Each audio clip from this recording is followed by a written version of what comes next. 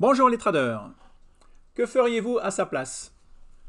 Bon, suite et fin, puisqu'il faut bien qu'il y ait une fin. Donc je vais lire les commentaires. Alors les commentaires, il y a un commentaire de Lorenzo. Difficile de vendre une ligne avec moins 60 à moins 70% de perte à la clé, mais je ne vois pas Nokia remonter dans un futur proche. Je ne connais pas les autres, il a oublié de mettre des stops. Voilà, le problème c'est que ouais, Pascal, c'est une personne qui ne met pas des stops. Alors, je dois dire que j'avais déjà analysé son portefeuille il y a 3 ans environ. J'en parlais sur mon site que qui est clôturé depuis. Euh, je lui avais conseillé de tout vendre. D'ailleurs, il y avait même 2 lignes qui avaient des pertes de 100%.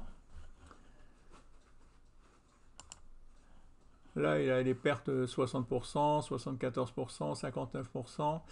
Et le problème en plus, c'est qu'il ne met pas de stop, mais en plus, il met des grosses sommes. Vous voyez, on codésigne, il est en perte de 8 euros et il achète des lignes à 15 000 euros 15 000 euros la ligne.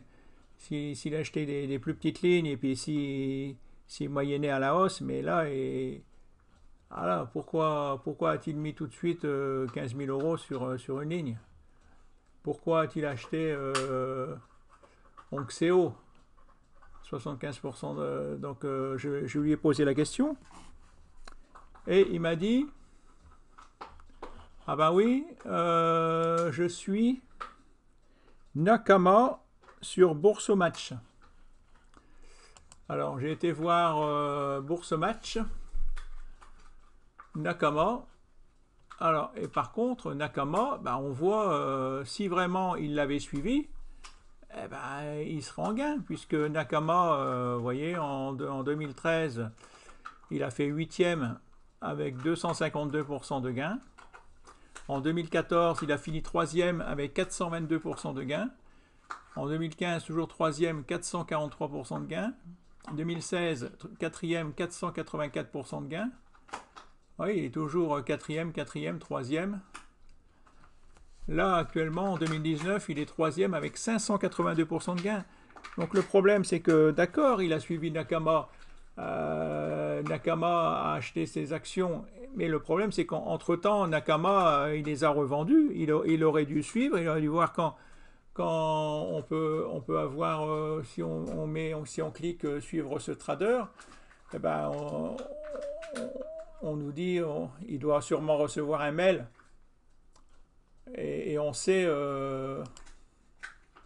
là actuellement, on sait, voilà, on voit les actions que Nakama a en portefeuille. Il a Actia Group, Adosia, Equinox. Mais, et je suppose que ben, si Nakama, quand il voit qu'il a une trop grosse perte, il sait couper ses pertes. Il met des stops, même si c'est des stops mentales qu'on ne les voit pas, mais voilà. Et il a Ribert, ouais, je vois, donc une plus-value de 4400 euros. Voilà, il sait sûrement prendre ses gains, il sait prendre ses bénéfices, et il sait poser des stops et puis les vendre. Voilà, il est là le problème, c'est que ça sert à rien de suivre quelqu'un, mais si vous suivez quelqu'un, il faut le suivre à fond. Il ne faut pas dire, ah ben tiens, il a acheté, tiens, il a cette action-là, Microwave, avec plus 11 000 euros de gain, ah ben, pof, je vais acheter cette action-là. Non, il faut avoir aussi, il faut arriver à comprendre pourquoi Nakama a acheté cette action. Bon, ben, il explique un peu. Voilà, il explique un peu son portefeuille. Portefeuille concentré sur des secteurs que je comprends et j'apprécie, ce qui exclut l'énergie, les mines, l'immobilier, les banques, la distribution ainsi que les valeurs étrangères. Stricte application de mon portefeuille réel des règles réglementaires suivantes. Il a toujours entre 20 et 30 lignes, parfois davantage, mais jamais moins de 20 lignes. Plus grosse ligne entre 7 et 10% du total. Parfois une ligne au-delà de 10%, mais jamais au-delà de 15%.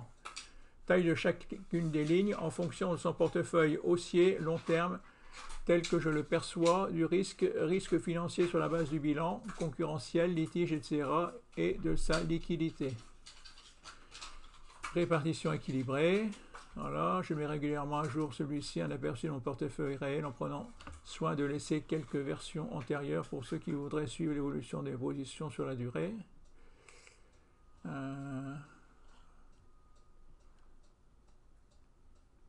Voilà, mon portefeuille Nakama sur Boursorama est une version à la fois simplifiée et plus offensive de mon portefeuille réel avec moins de lignes qu'en vrai, donc des positions un peu plus importantes sur chaque valeur qu'en réel et des pondérations relativement ajustées avec moins de rigueur qu'en réel. Voilà, vous aussi, vous pouvez suivre Boursorama, vous tapez Boursorama, voilà, vous suivez... Et voilà, c'est... Vous pouvez suivre aussi Julien Flo, tout ça, qui est pareil, qui est en gain de plus de... Ben là, lui, il fait encore mieux que Julien Flo. Hein. Julien Flo, je crois qu'il est en gain de 60%. Mais c'est 60%, c'est un portefeuille réel. Là, c'est bon, là c'est un jeu. C'est un jeu. Mais voilà, ça peut donner des idées sur les actions qu'il regarde. Bon, par exemple, oui, là, Microwave,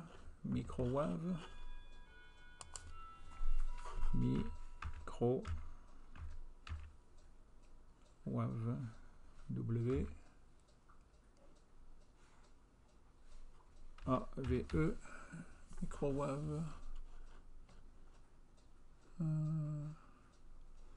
Microwave Vision, voilà. Ouais, bah ouais, donc là, on voit que j'ai mis des moyennes mobiles, la moyenne mobile 20 et la moyenne mobile 50. On va regarder en semaine. Ouais, on voit que c'est une action, voilà, qui est en tendance haussière. Elle est au-dessus de la moyenne mobile de 100.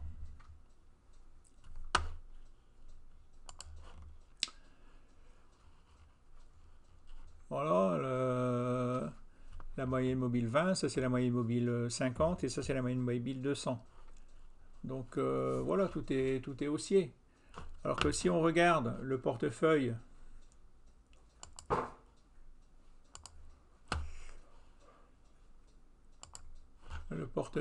de Pascal, mon ami, que je vois une fois par mois,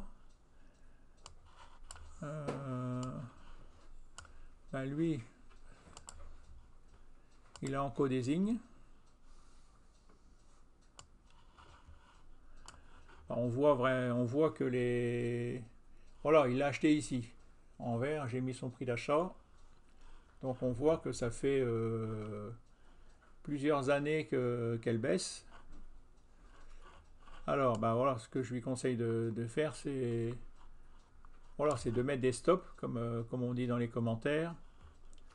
Voilà, le plus bas, il est ici. Voilà, c'est une action.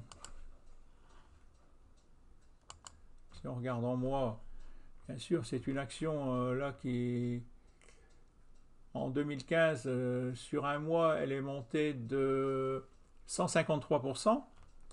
Donc je lui conseille, je ne vais pas lui conseiller de vendre là, parce que si après elle remonte de 153%, il va me tuer. Mais de mettre un stop vraiment sous le... Là, il y a eu une longue mèche basse, vraiment en dessous du plus bas. Si elle baisse encore plus bas que le plus bas jamais atteint en septembre 2014, il faut qu'il arrête les frais, quoi. Il faut qu'il vende. Après, dans son portefeuille, il a Orobio, ben, c'est pareil qu'il a acheté ici, prix d'achat à 10,58 €. Ben, c'est pareil, donc là, je lui suggère de mettre un stop là à 3,46 €. Moi, c'est ce que je ferai. Hein. Après, comme je vous dis, c'est moi qui ai insisté pour qu'il m'envoie son portefeuille. En fin de compte, il ne m'a pas demandé de conseil. Mais bon, ça pourra servir le groupe, les gens qui tradent en sachant que bah, voilà, vous achetez une action. Voilà, déjà, il ne faut pas acheter une action que vous voyez. Il suffit que vous mettiez les deux moyennes mobiles. Hein, si vous cliquez dessus, vous voyez, c'est une moyenne mobile simple SMA. Ouais, vous mettez la moyenne mobile 20, la moyenne mobile 50. Vous voyez que vraiment, les deux moyennes mobiles, elles sont là, on est en mois. Elles sont vraiment, c'est baissier. C'est tout. Une action, elle ne se retourne pas comme ça en 5 minutes. Vous avez la tendance baissière, c'est baissier. Hein, si on prend l'action SKR, donc c'est SKR, ESKER, ah là c'est l'inverse, vous voyez, il aurait acheté une action comme SKR, et ben, il serait en gain. Là c'est le contraire, vous voyez, elle rebondit sur la moyenne mobile 20, et puis ça repart à la hausse, ça rebondit sur la moyenne mobile 20, boum, ça repart à la hausse, ça rebondit sur la moyenne mobile 20. La moyenne mobile 20, c'est le prix à la valeur. Donc là, c'est une action qui est au-dessus de la valeur, mais voilà, il vaut mieux acheter une action qui est supérieure au prix de la valeur qu'une action qui est inférieure au prix de la valeur. Hein. Là, elle vient rebondir sur la moyenne mobile 20, c'est pour redescendre encore plus bas. Elle rebondit sur la moyenne mobile 20, c'est encore pour redescendre encore plus bas. Il faut qu'il arrête, quoi. Orobio, c'est pareil. Là, bon, ben là, elle a essayé de dépasser la moyenne mobile 20 et puis pof, elle repart à la baisse. Donc, je lui conseille de mettre un stop ici, tant pis, de vendre à perte si ça vient toucher ce. Donc, pour mettre un stop, il faut qu'il vende à seuil de déclenchement. C'est-à-dire que c'est seulement si le prix vient toucher cette ligne que ça sera vendu. Hein. Si là, vendre, il clique vendre, donc il peut mettre un stop ou à plage de déclenchement, stop suiveur, voilà, à seuil de déclenchement, et puis voilà, que seulement si ça touche, ça sera vendu, mais si ça touche pas, si ça repart à la hausse, ben après, il faut qu'il monte son stop. Crédit Agricole, c'est une des seules qui est en gain. Là, il l'a acheté à 10,25 €. Donc, bah, je lui conseille de mettre un stop à 11,25 €. Voilà, au moins de protéger. Il aura une petite partie de gain. Voilà, puisque là, voilà. Voilà, ce qu'il faut essayer de trouver, c'est une action que la moyenne mobile 20 est supérieure à la moyenne mobile 50. Et là, à première vue, si ça part, c'est bon. Et à chaque fois qu'elle fait un nouveau plus haut, un nouveau plus bas, il faudra qu'il monte son stop. Ça, je lui avais expliqué, mais bon, à vrai dire, il joue pour perdre. Il y a des gens comme ça qui jouent pour perdre. Et il en rigole. Il en rigole, faut pas. Donc là, pareil, il a acheté ici. Donc ça remonte à plusieurs années. Hein. On voyait, il a vraiment acheté quand la moyenne mobile 20, il y a eu le croisement à la baisse.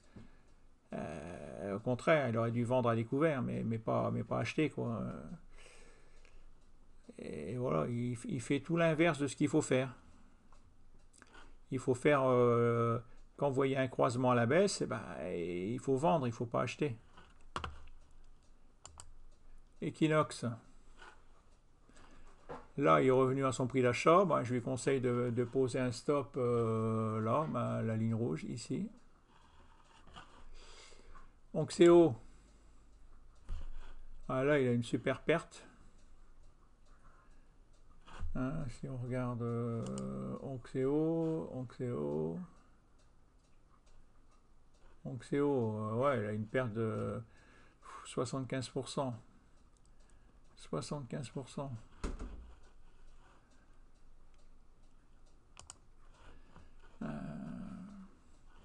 Ouais, si on prend de là à là,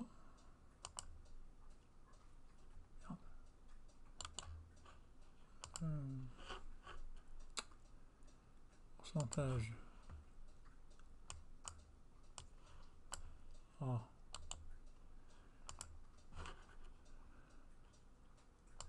Pourcentage.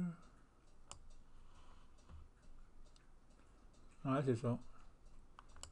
Ouais, là je trouve, vous voyez, 78%, c'est ça. Ouais, donc là j'étais un peu plus bas, ouais, 75% de perte, c'est ça. Supprimer de pourcentage.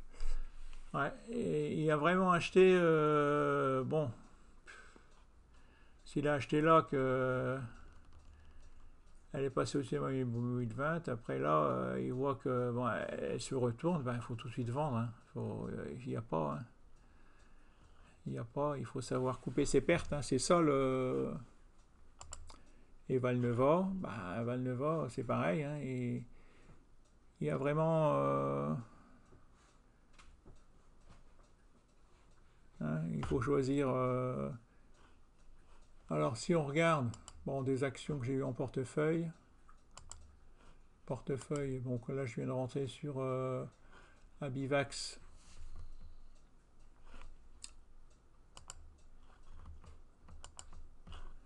Bah, on voit que moi j'ai vu qu'il y avait un croisement. Il y a un croisement que voilà, la moyenne mobile 20 croise la moyenne mobile 200. Elle croise, elle est au-dessus de la moyenne mobile 50. Arkema, c'est identique.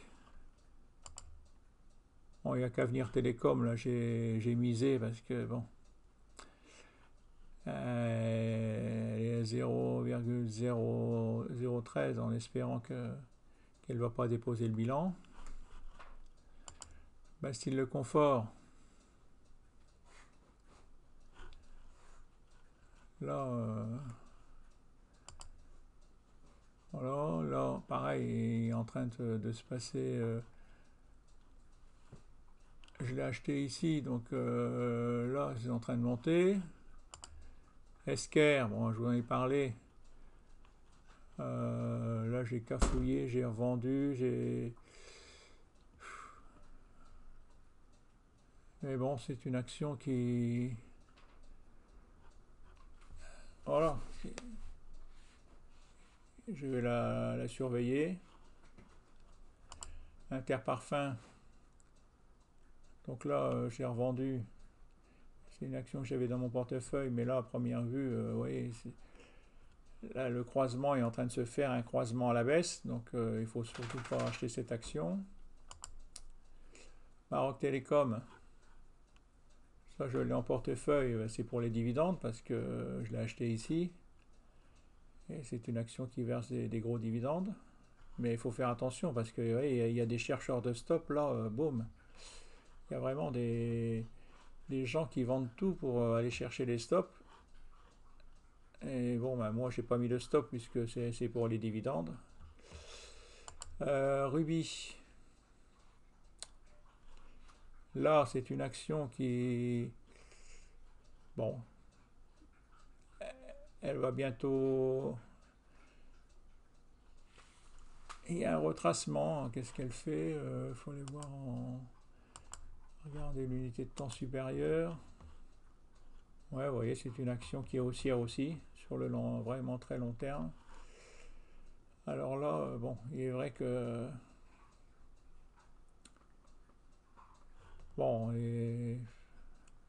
on est au-dessus de la moyenne mobile 200, vous voyez, au-dessus de la moyenne mobile 50.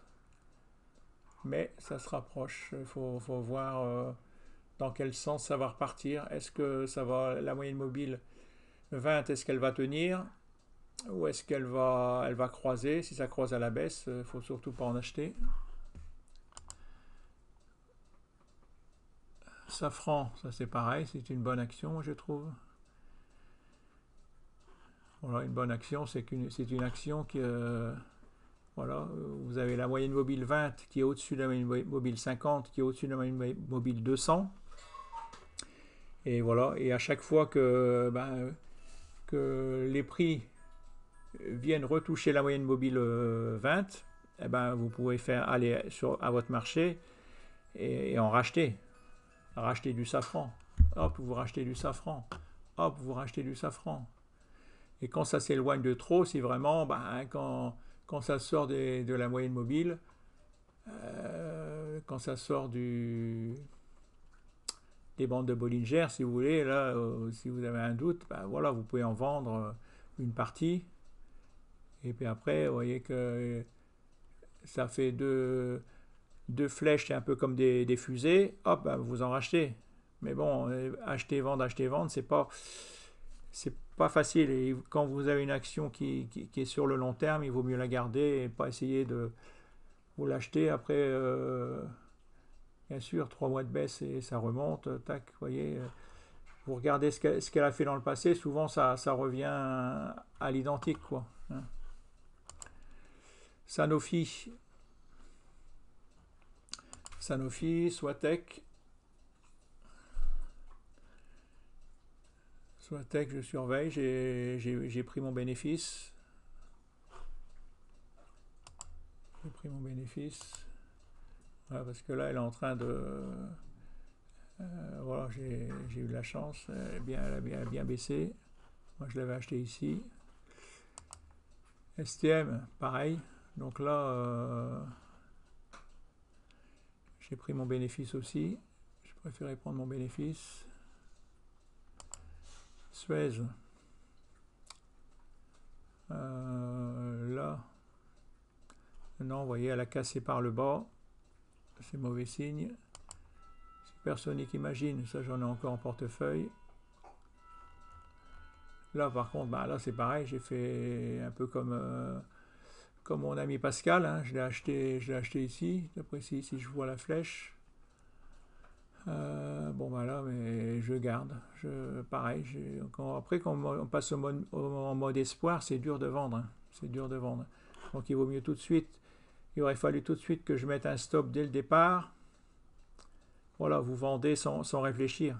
Parce que après vous passez en mode espoir et c'est très dur de vendre. Vinci, bah là, vous voyez, c'est une action qui est en tendance haussière, qui est en train de... vous dit, qui rebondit sur la moyenne mobile 20. Ça sera peut-être bon de faire votre marché. Je vais voir, moi, peut-être pour faire son marché et puis d'en acheter. On va voir, surveiller, voir ce qui se passe. L'idéal,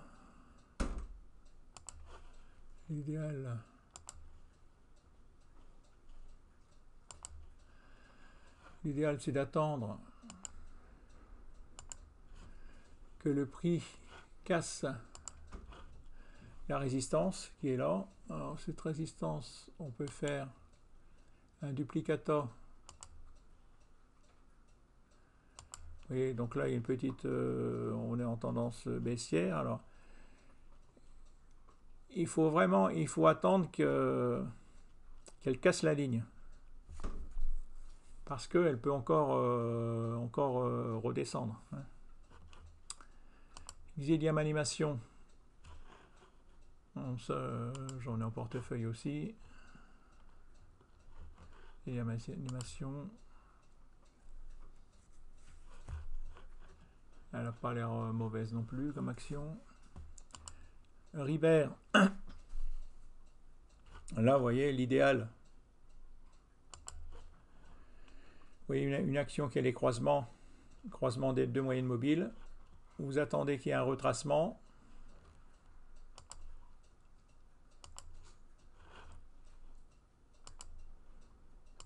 Que le prix vient rebondir quasiment sur la moyenne mobile 20 et c'est là que, boum, là c'est un très bon point d'achat, très bon point d'entrée. Et puis en plus on est au-dessus du point pivot mensuel. Bon là maintenant c'est un peu haut, faut attendre, il faut attendre qu'il y ait au moins deux bougies rouges, paf, paf, deux bougies rouges, hop, vous achetez, là il faut attendre, moi j'attendrai pour Ribert. Là pareil, BPOST, ça j'en ai en portefeuille. Carrefour, je viens de rentrer aujourd'hui sur Carrefour. Je viens de rentrer sur Prodoir. Je viens de rentrer sur Total. Alors attention, ben, je vais vous montrer où est-ce que c'est mention légale. Mention légale, attention, c'est pas parce que je vous ai dit que je viens de rentrer sur 3 actions qu'il faut bêtement faire comme moi. Il faut que vous pensiez que voilà, et si vous achetez, c'est comme Pascal qui suivait Nakama, qui a acheté des actions et puis qui chute. Ben après, si vous voyez que ça part dans le mauvais sens, il faut mettre un stop sur l'ancien plus bas et vendre immédiatement. Il faut pas, parce que moi je ne suis qu'un pauvre petit trader, je peux me tromper, je me trompe. Hein, il n'y a aucune méthode où vous pouvez gagner à 100%. Et en fin de compte, ce que j'ai appris, c'est que ce qui fait la différence, ben, c'est vous, c'est la personne. C'est la personne qui sait prendre les bonnes décisions, c'est la personne qui sait poser ses stops, qui sait gérer. Voilà, c'est pour ça que, bon, ben, moi, en fin de compte, j'ai arrêté mon blog de vente de méthodes, puisque, comme on m'a dit, hein, pourquoi j'achèterais tes méthodes alors que tu fais que du 10% ou 15% par an. Je ne suis pas dans les meilleurs. Voilà. Alors, à bientôt. Je vous souhaite de bons trades. Au revoir et merci de me suivre.